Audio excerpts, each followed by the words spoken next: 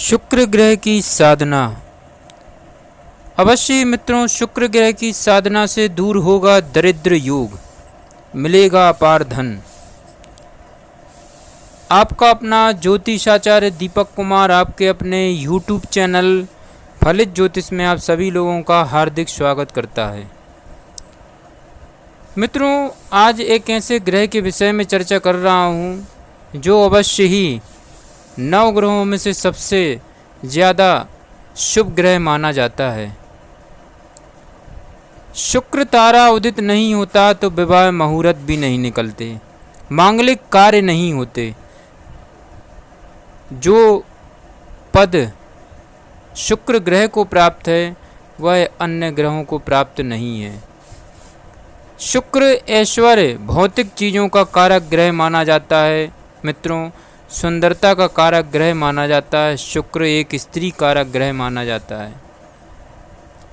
बृहस्पति को जिस प्रकार देव वर्ग में गुरु का पद प्राप्त था, मित्रों, उन्हें समाज का मार्गदर्शक, परामर्शदाता, विद्वान, पूज्य और सामान्य माना जाता था। ठीक उसी प्रकार वही स्थान, वही भाव और वही सम्मान आचार्य शुक्र को धनुष वंश में दैत्य कुल में प्राप्त था। कई अर्थों में शुक्राचार्य देवगुरु बृहस्पति से बहुत आगे थे। मित्रों, वैसे भी बृहस्पति की अगर 16 वर्षों की महादशा होती है तो शुक्र की 20 वर्षों की महादशा होती है। ब्रह्मांड की रचना में सौर मंडल के अंतर्गत जहां 9 ग्रहों का संदर्भ आता है, मित्रों, शुक्र को उच्चतम स्थान प्राप्त है। आज के भौतिक विज्ञानी भी इस अनुभूत सत्य से सहमत हैं कि शुक्र ग्रह से विकटित होने वाली किरणों का स्पर्श प्रभाव प्राणी व्यक्ति को जीवन में अटाक के प्रभाव छोड़ता है। किसी इंसान के जीवन को संपन्न विपन्न बनाने में शुक्र की भूमिका बहुत महत्वपूर्ण होती है। मित्रों, कुंडली के 12 भावों में से जहां बैठता है तदनुसार व्यक्ति की शारीरिक संरचना, भौतिक संचेतना, स्वभाव, व्यवहार और सुरुचियों को प्रभावित करता रहता है। अनुकूल स्थिति वाला शुक्र भौतिक वैभव विलास की जितनी उपलब्धि कराता है, विपरीत स्थिति में उसी तरह वंचित भी कर देता है। कुल मिलाकर शुक्र को एक श्रेष्ठ, सुखद, ऐश्वर्यवर्धक और राजसी कर्ता प्रदान करने वाला ग्रह माना जाता है। मित्रों, चमक धमक वाली जितनी भी चीज़ें होती हैं, लग्जरी चीज़ें जितनी होती हैं, वह शुक्र के अंतर्गत ही आती हैं और बिना शुक्र की कृपा के ये चीज़ें इंसान को प्राप्त नहीं हो सकती किसी कीमत में। तो आप समझ सकते हैं कि 9 ग्रहों में से सबसे शुभ ग्रह शुक्र को क्यों माना गया है। इंसान की सभी प्रकार की बिगड़ी हुई स्थिति को सुधारने और संवारने वाला एकमात्र ग्रह वह होता है शुक्र, क्योंकि स्त्री कारक ग्रह माना जाता है। आप लोगों ने भी ये महसूस किया होगा, पुरुषों में या स्त्रियों में विवाह के बाद कई लोगों का भाग्य और दुर्भाग्य दोनों बनते और बिगड़ते हैं। यहाँ पर शुक्र को सबसे ज़्यादा महत्वपूर्ण स्थान दिया गया है ग्रह मंडल में। शुक्र तारा उदित होता नहीं है तो मांगलिक कार्यों की शुरुआत भी नहीं होती। मित्रों, अन्य ग्रहों को नक्षत्रों की भांति आकाश मंडल में स्थित यह ग्रह शुक्र भी भ्रमणशील होने के कारण अपना स्थान परिवर्तन करता रहता है। स्थायी रूप से इसको पूर्व दिशा का स्वामित्व प्राप्त है। अखिल ब्रह्मांड में सूर्य को केंद्रस्थ मानकर शुक्र का प्रभाव क्षेत्र पूर्व दिशा को स्वीकार किया गया है। जिन दिनों यह अपने क्षेत्र पूर्व दिशा में रहता है, वहाँ के निकटस्थ भूभाग को उसके निवासी प्राणियों को पूर्ण रूप से प्रभावित करता है। उस समय इसकी किरणें के स्पर्श से सृष्टि में अनेक प्रकार के परिवर्तन दृष्टिगोचर होने लगते हैं। मित्रों, शुक्र तुला राशि के तारा समूह के स्वामी हैं। इनका वाहन अश्व है। तुला राशि के इंसान शुक्र की अनुकूल दृष्टि स्थित पाकर अन्यासी चमत्कारी ढंग से वैभवशाली हो जाते हैं। ऐसे लोग कला, सौंदर्य, मेधा, संगीत, अभियांत्रिकी और शल्य कर्म आदि में पारंगत होते हैं। शुक्र जिनकी जन्म पत्रिका में अच्छा होता है, वह लोग सोने चांदी के आभूषणों से संबंधित कार्य करते हैं। कपड़ों से संबंधित कार्य करके जीवन में अवश्य ही ऐश्वर्य और भौतिक चीज़ों को प्राप्त करते हैं। ग्रह नक्षत्रों के लिए जैसा कि स्वाभाविक है, उनकी प्रतिकूल किरणें अर्थात विकिरण का विपरीत प्रभाव कष्टदायक भी हो जाता है। अशुभ स्थान में स्थित अथवा अशुभ ग्रहों अथवा प्रतिकूल प्रभाव शुक्र की महादशा की अवधि में विशेष रूप से परिलक्षित होता है। शुक्र की महादशा 20 वर्षों तक चलती है मित्रों। यदि किसी की कुंडली में शुक्र शुभ स्थान पर है तो निश्चित सुखद स्थिति में बैठा है। इसकी महादशा आते ही इंसान को वैभव सौख्य के चरम शिखर पर यह पहुंचा देता है। वैसे जन्म कुंडली में मित्रों शुक्र लग्न, पंचम एवं द्वादश भाव में सबसे ज़्यादा शुभ कारक माना गया है। वैसे भी जब जब गोचर के अनुसार शुक्र की स्थिति जैसी आती है, उसका प्रभाव इंसान के ऊपर अवश्य पड़ता है। व्यक्ति की काम शक्ति से शुक्र का सीधा संबंध होता है मित्रों। यह व्यक्ति को कामुक विलासी नारियों के प्रति विशेष अनुरक्त और रंगीन मिजाज बनाता है। जहाँ अनुकूल और सबल शुक्र से व्यक्ति को काम सुख की प्राप्ति होती, वहीं प्रतिकूल शुक्र की स्थिति में उसकी काम शक्ति क्षीण या नष्ट हो जाती है। वह अनेक प्रकार की यौन विकारों से ग्रस्त हो जाता है। ऐसे व्यक्ति प्रायः काम के प्रसंग में सामाजिक लांछन के प्रहार भी सहने को विवश हो जाते हैं। शुक्र का कोप व्यक्ति को वीर रोगी बना देता है। अन्य प्रकार के रजित रोगों की भी पूरी संभावनाएं बनी रहती हैं। दाम्पत्य जीवन में यौन सुख में बाधा आ जाती, क्योंकि ऐसे व्यक्ति की पत्नी रुग्ना हो जाती है। वह रोग भी अधिकतर यौनांगों में रहते हैं। कहने का अभिप्राय यह है मित्रों कि दूषित शुक्र व्यक्ति को स्त्री सुख, यौनांद और काम संतुष्टि से वंचित करके एक प्रकार के अंतर्दाय से हमेशा पीड़ित रखता है। अंततः वह व्यक्ति कुंठा, भग्नाशा, बोधहीनता जैसे मानसिक संवेगों से अर्धविक्षिप्त जैसा हो जाता है। धर्माचरण में भी उसकी आस्था नहीं रह पाती है। वह दुराचार के पथ पर अग्रसर हो जाता है। आप समझ सकते हैं मित्रों कि शुक्र ग्रह इंसान के जीवन में कितना महत्व रखता है। इसीलिए 9 ग्रहों में से सबसे ज़्यादा शुभता शुक्र ग्रह को प्राप्त है। शुक्र मानव जीवन में अवश्य ही सबसे विशेष प्रभाव रखता है।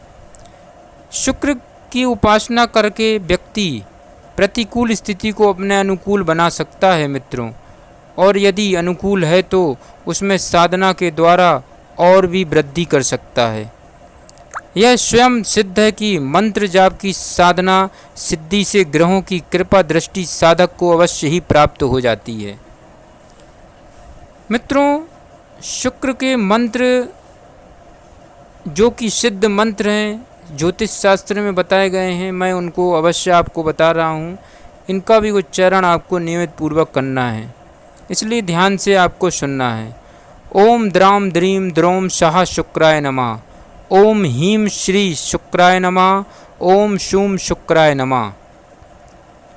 अस्य श्री शुक्र मंत्रस्य ब्रह्मा ऋषि विराट छंदः दैत्य पूजो देवता ओम बीजाम स्वाहा शक्तिः मायाभीष्ट सिद्धय जपे विनियोगा।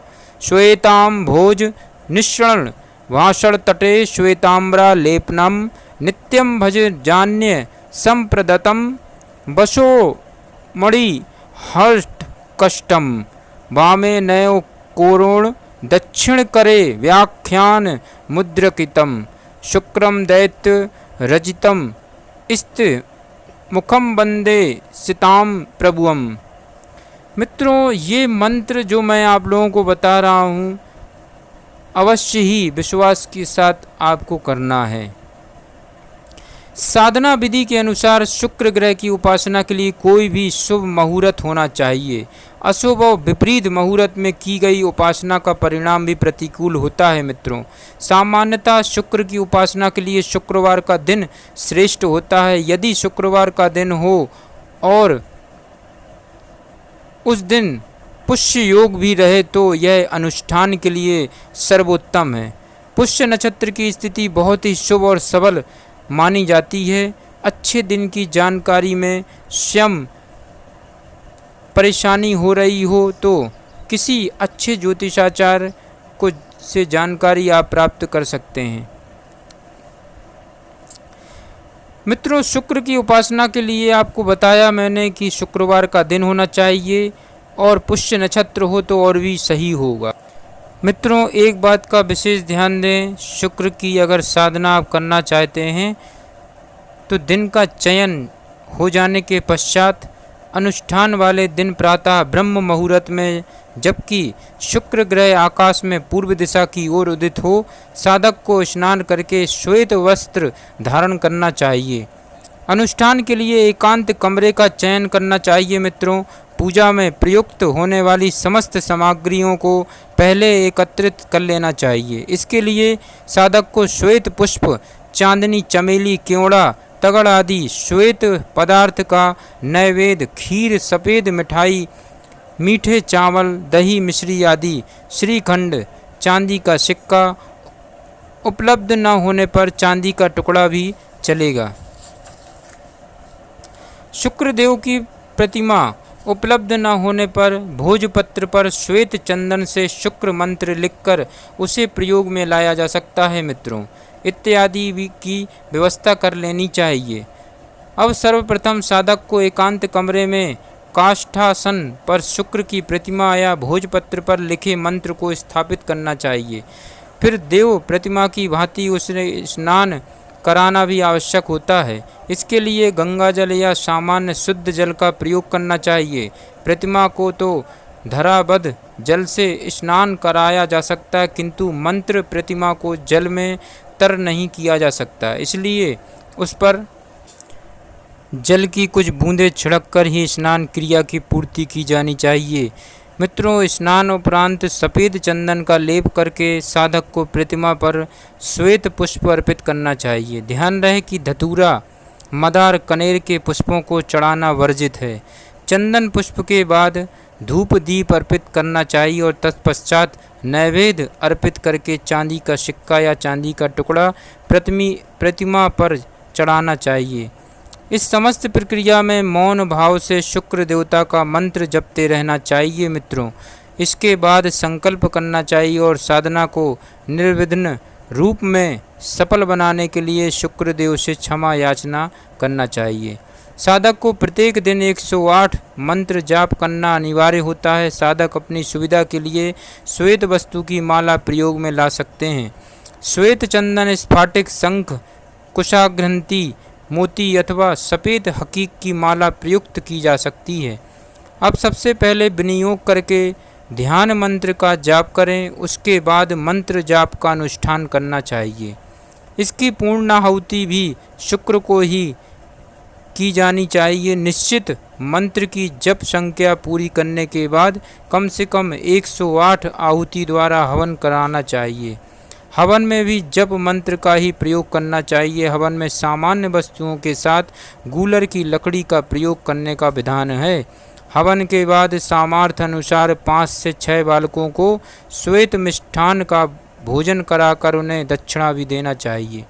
इस प्रकार नियम और श्रद्धा पूर्वक की गई शुक्र उपासना साधक के लिए अवश्य ही कल्याणकारी होती है। मित्रों, तो यह शुक्र की साधना की विधि मैंने बताई है। मित्रों, और शुक्र साधना के समय अवश्य ही शुक्र का सिद्ध मंत्र का जाप भी आपको करते रहना है। तो मित्रों, इस प्रकार से शुक्र उपासना करके जीवन में आप सुख, समृद्धि, संपत्ति प्राप्त कर सकते हैं।